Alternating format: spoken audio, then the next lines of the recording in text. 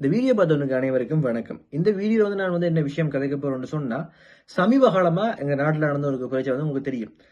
இந்த YouTube side ஆக்களை அடுத்தடுத்து கைதாகிறதும், அதைய பற்றி ஒரு சர்ச்சையான விஷயங்கள் உலா வர்றதும் பரவுறதும் தான் இப்ப எந்த சமூக ஊடகங்களை துறந்தாலும் இருக்கிற ஒரு விஷயம். நான் இதை பற்றி கதைக்கு நான் இருந்தேன். ஏன்னா நான் இதை பற்றி நிறைய விஷயம் முறையாக காய்ச்சிட்டேன். இதில் பற்றி திருப்பி கதைக்கு நான் ஒரு முடிவு வந்துட்டேன். ஆனால் இப்ப இந்த நேற்று முன்றைக்கு நடந்த ஒரு சில விஷயங்கள் கட்டாயம் அந்த விஷயத்தை பற்றி கதைச்சு ஒரு வீடியோ போடணும்னு சொல்லி எண்ணத்தை எனக்குள்ள கொண்டு வந்துட்டு அப்படி என்ன நடக்கும்னு சொல்லி கேட்டீங்கன்னு சொன்னா அதை பற்றி உலகாக பாப்பா அதுக்கு முன்னே என் சேனல் பக்கம் வாங்க நீங்க இதான் முதல் போறீங்கன்னு சொன்னா சேனல் சப்ஸ்கிரைப் பண்ணி போட்டு வீடியோ பாருங்க. வாங்க நாங்கள் இன்றைக்கான வீடியோக்குள்ள போவோம்.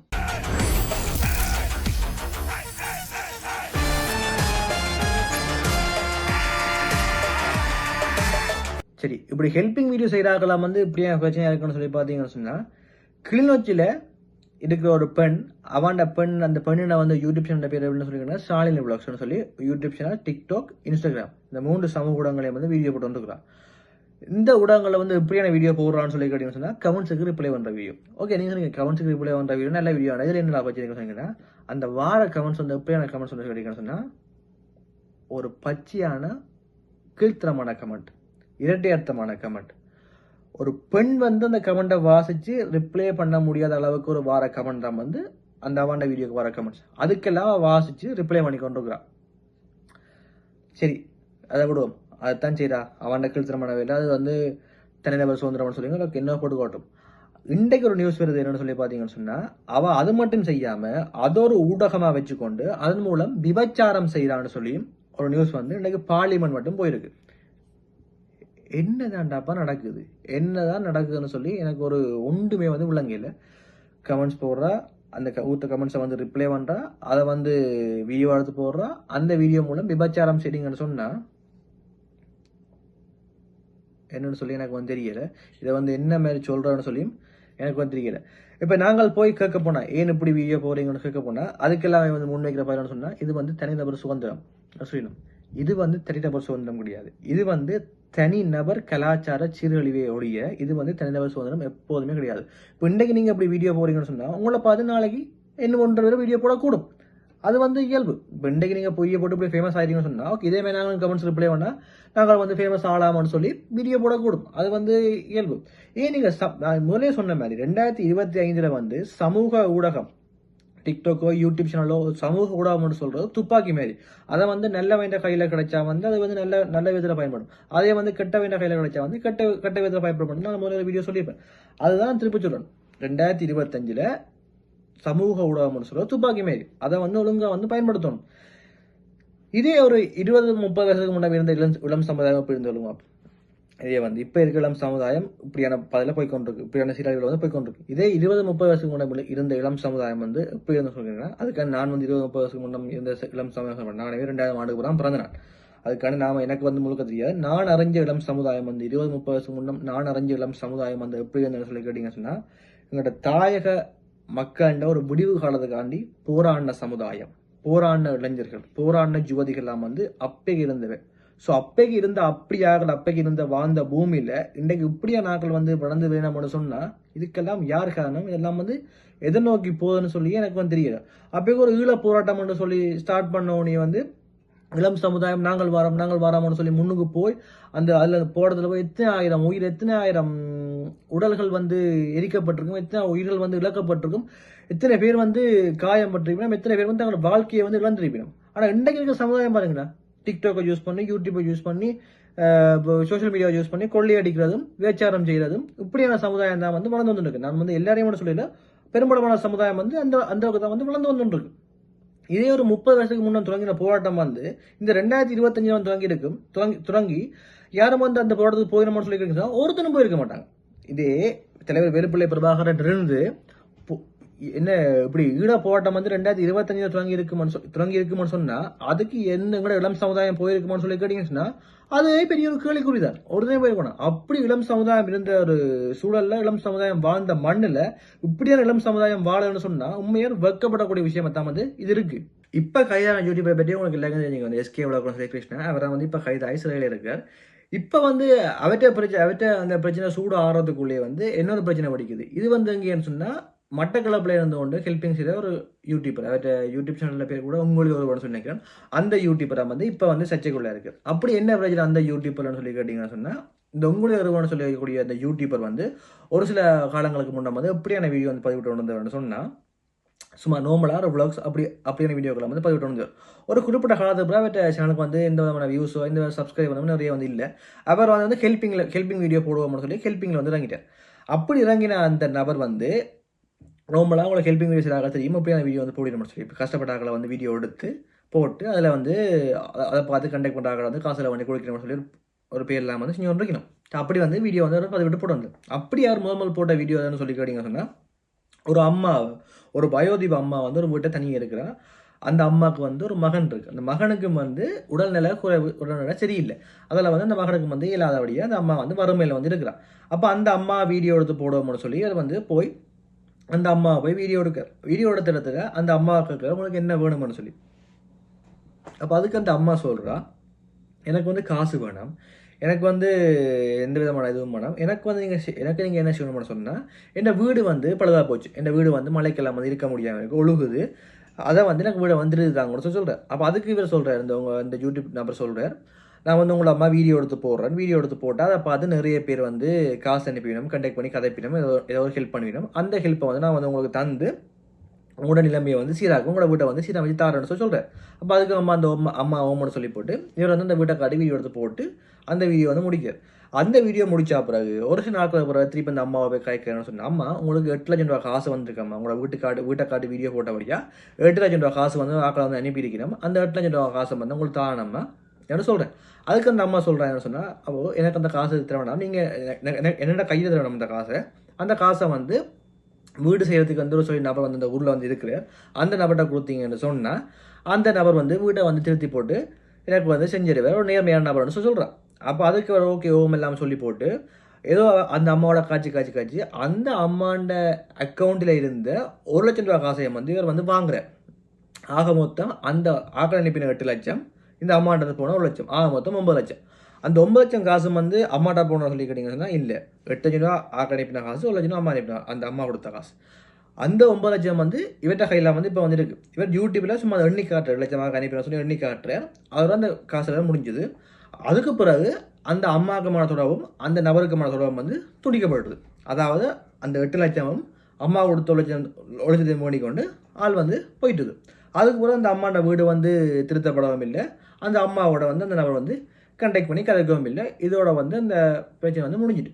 அப்போ அந்த அம்மா வந்து ஃபோன் பண்ணி காட்சி பார்த்துக்கா, எந்த விதமான பயனும் இல்லை. அப்போ அந்த அம்மா உதவி போட்டு அந்த விஷயத்தை வந்து அப்போ வந்து முடிச்சிட்டான். அந்த விஷயம் இன்றைக்கு வந்து மீடியாவுக்கு வந்தேன்னு சொல்லி கேட்டிங்கன்னு சொன்னால், அந்த அம்மாவை யாரோ போய் பேட்டி எடுத்து போட்டுக்கலாம். பேட்டி எடுத்து வீடியோ போட்ட இடத்துல அந்த அம்மா சொல்லியிருக்கிறா, இப்படி ஒரு யூடியூபர் வந்தது, எங்களுக்கு 8 லட்சம் காசு வந்ததுன்னு சொன்னது, எங்களை வீட்டெல்லாம் வீடியோ எடுத்து போட்டது, 8 லட்சம் காசு வந்ததுன்னு சொன்னது, என்னிட்ட இருந்து 3 லட்சம் வாங்கினது. ஆனால் அதுக்கு பிறகு அந்த யூடியூபர் வந்து பெறவும் இல்லை, கதைக்கவும் இல்லை, வீட்டு செஞ்சிடவும் இல்லைன்னு சொல்லிட்டான்.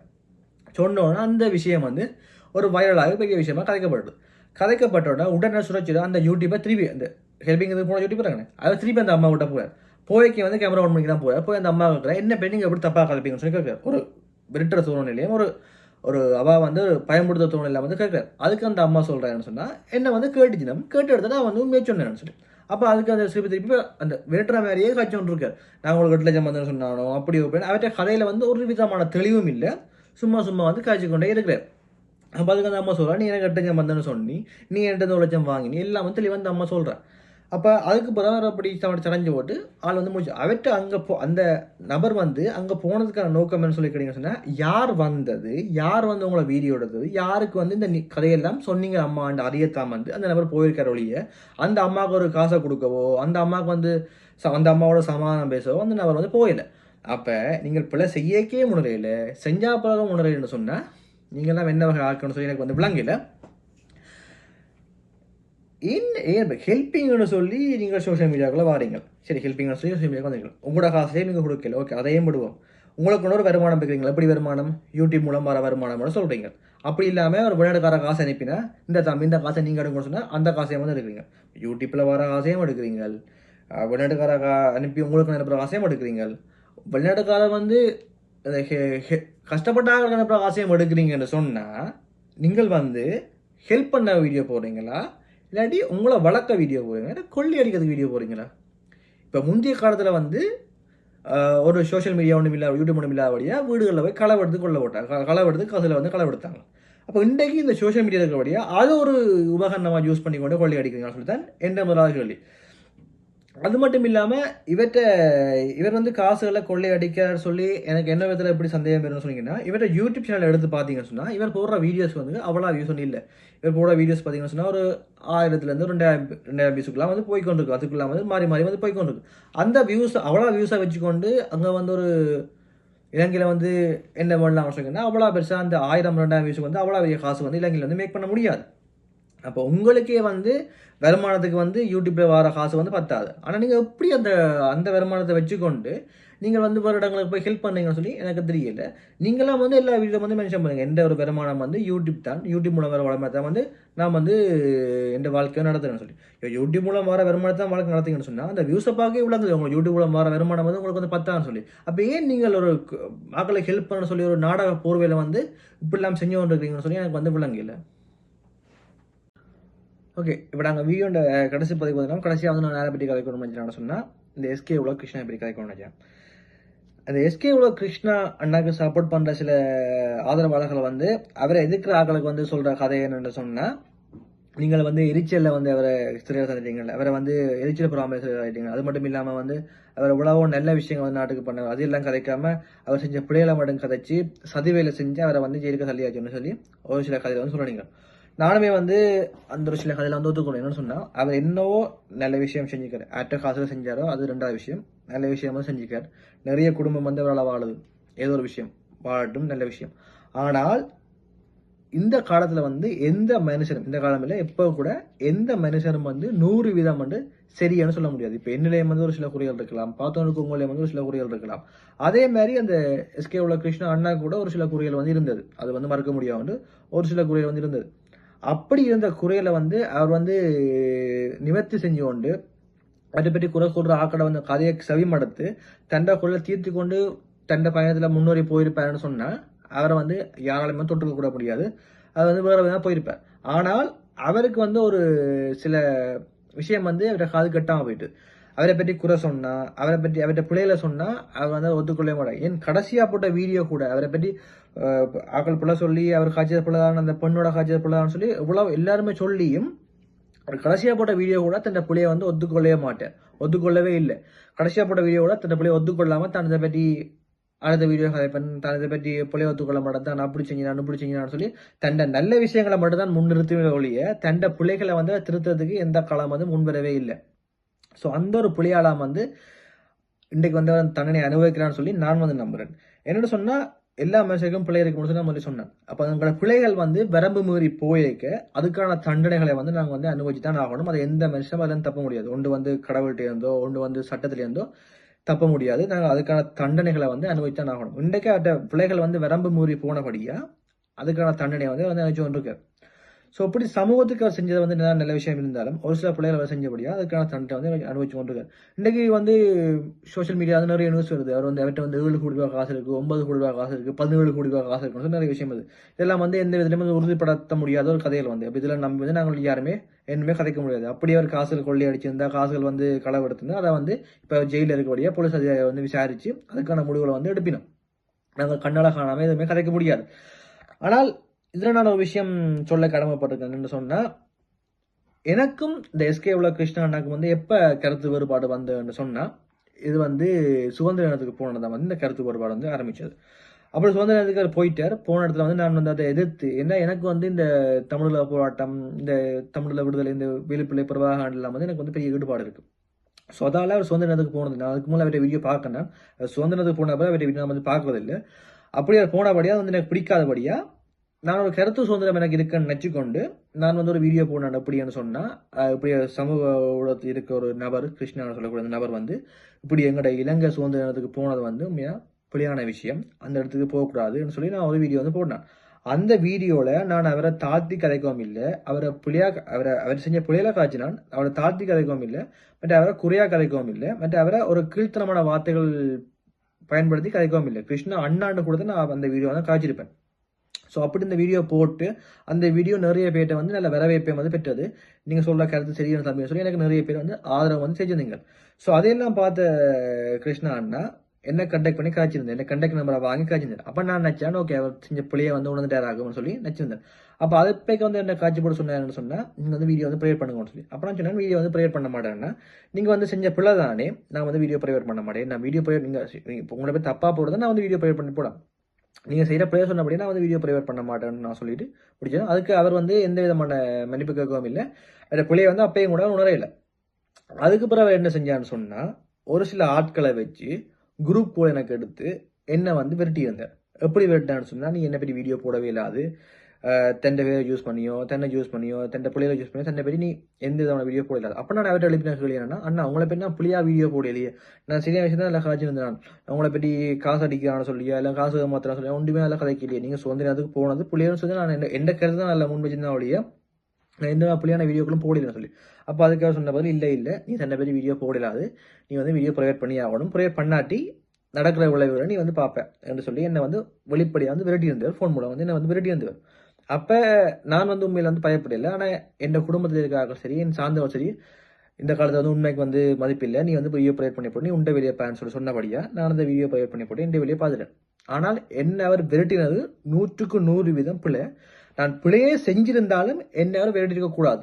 ஏன்னா ஒரு ஆக்களை வச்சு விரட்டுறேன்னு சொன்னால் அது வந்து என்ன விதமான செயற்பாடுன்னு சொல்லி பார்க்குறவங்களுக்கு விளந்து விளங்கும்.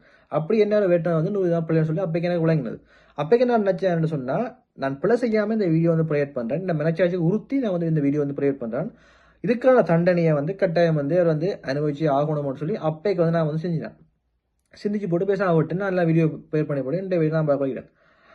ஆனால் அதுக்கான தண்டனையை வந்து அவர் வந்து எப்படி அனுபவிச்சான்னு சொல்லி பார்த்தீங்கன்னா இன்றைக்கு கூட வேட்டின ஆதாரங்கள்லாம் வந்து என்னோட இருக்குது. ஆனால் இதெல்லாம் வந்து நான் வந்து வெளிப்படுத்தவோ இதெல்லாம் வந்து சொல்லணும்னு சொல்லி எனக்கு வந்து வெளிக்காட்டணும்னு சொல்லி அவசியம் வந்து எனக்கு இல்லை. ஆனால் என்னை வந்து விரட்டினது உண்மை, என்னை வீடியோ ப்ரொவைட் பண்ண வச்சது உண்மை, எல்லாமே உண்மை, எல்லாத்துக்கான ஆதாரம் வந்து என்னோட இருக்குது. அதில் நான் போடணும்னு சொல்லி அவசியம் வந்து எனக்கு இல்லை. இப்போ இந்த சந்தர்ப்பத்தை பயன்படுத்தி கொண்டு போய் நான் கம்ப்ளைண்ட் கொடுத்தா கூட அது ஒரு கேஸாக கூட மாறக்கூடும். நான் கம்ப்ளைண்ட் கொடுக்க மாட்டேன், எனக்கு அந்த அவசியம் கூட எனக்கு இல்லை. ஏன்னு சொன்னால் அதுக்கான தண்டனை வந்து கடவுளாக பார்த்து இல்லை அரசாங்கத்தால் பார்த்து சட்ட ரீதியாக பார்த்து எனக்கு தண்டனை வந்து கொடுத்துட்டார். இனி வரும் காலங்களில் ஒரு பிள்ளையை செய்ய மாட்டேன்னு சொல்லி நான் நம்புறேன்.